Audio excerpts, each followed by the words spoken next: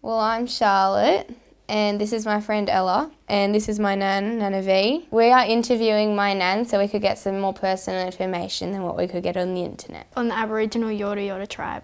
Which is my tribe, and yeah, and this is on my nan's side. I think it's really important that we share and pass on, and we call it yarning. It's important to sit around yarning and sharing things from the past, also the present, and hopefully that gives them a better understanding for the future. So what towns does Yorta Yorta cover? Yorta Yorta? Yorta Yorta is actually on my mother's side. Yorta Yorta follows the river, so it's Shepparton, Marupna, Rochester, at Wangaratta. It also comes out towards Corowa, of course Cumragunja and Barmer.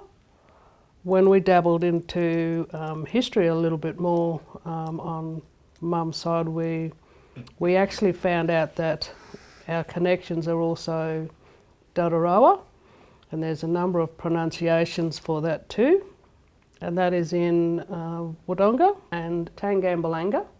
There was also a mission or a reserve out there, so that's where we've found information leading to our great-great-grandmother, and then she was taken from there when she was about 13 years of age to Corranderk. It's great sort of finding out the information and history so that we can, like we're doing now, as I guess, keep passing it on. What is a mission? They were called two different things. You've got a mission or a reserve, and they were places that were set up for Aboriginal people out of town, like out of sight, out of mind. They would put them out there so that, well, for one, they weren't allowed to live in towns. They weren't allowed to go to white man's school, can I say that? If you wanted to go off the mission or reserve, you would get this certificate, exemption certificate, that would allow you to go, say, into town to get what you needed, and then you had to be back at the reserve or mission by a certain time. And if you weren't, I guess there were certain repercussions that the mission manager or the police could enforce. So yeah, it wasn't very good. Do we have anyone in our family who was a part of the stolen generation? Yes, we do. Quite a few actually. And where we grew up was Balranald, and we have a mission, and it's we always are hesitant to say this because it's on Endeavour Drive. I don't know how they come up with Endeavour Drive and Captain Cook, so we don't like the name Endeavour Drive, where my first cousins, your relatives, aunties and uncles were taken from. Some have found their way home and some haven't, so some have found their family members, their siblings, and some haven't. Yeah, so stolen generation is certainly part of our families. So why did you move here to Albury from Balranald? We had the opportunity, I guess is the best way of putting it. In the 70s, under the Whitlam era, there was a scheme. It was called the resettlement scheme. So we moved here under that. It offered better opportunities of health, education, housing and welfare. So that was the reasoning behind that. It was to give us a better chance of life. There was 5 places that you could either move to under this scheme. So that's why we said we are a mixed mob, because we've come from all over different places. It was hard moving out of a place you knew, surroundings that you also knew. Coming to Albury was like a big city. It had lights, it had hills, it was cold.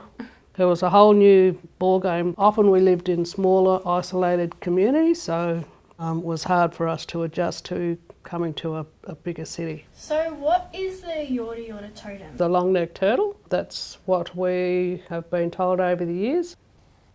This is a picture of my family that my uncle painted, and there are 2 pink ones for myself and my mum, and the 2 blue ones for my brother and my dad. And we're drinking at a waterhole because the waterhole symbol means security. We have a black armband on for my great nan.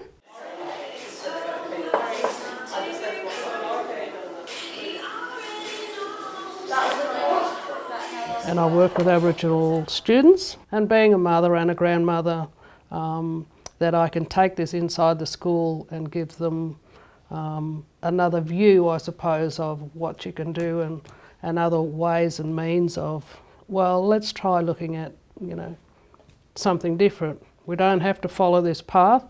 And quite often, well, it's really important that they have Aboriginal people working in the schools as well to support Aboriginal kids. The art project, that was about trying to encourage Aboriginal kids, one, to get them involved doing something different, getting them out of their comfort zone,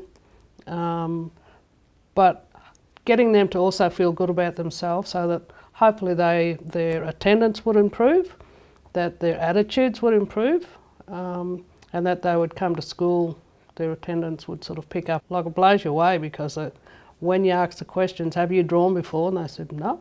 We said to them, what you paint, it has to tell a story. It's important that when you put something down that you know about and you're able to explain it to someone when they're, asking you about it. This is my piece. I started off with the Murray River. This part here, it represents the community. So it's like a circle of community. And down here is like the other community across the border. Yeah, and I've got a really big family, so I did like a big circle, It's basically like family. It doesn't matter if you're in this city or that city. We're all family, whenever, wherever. I love art. I love putting culture, bringing culture into art. We need more of it.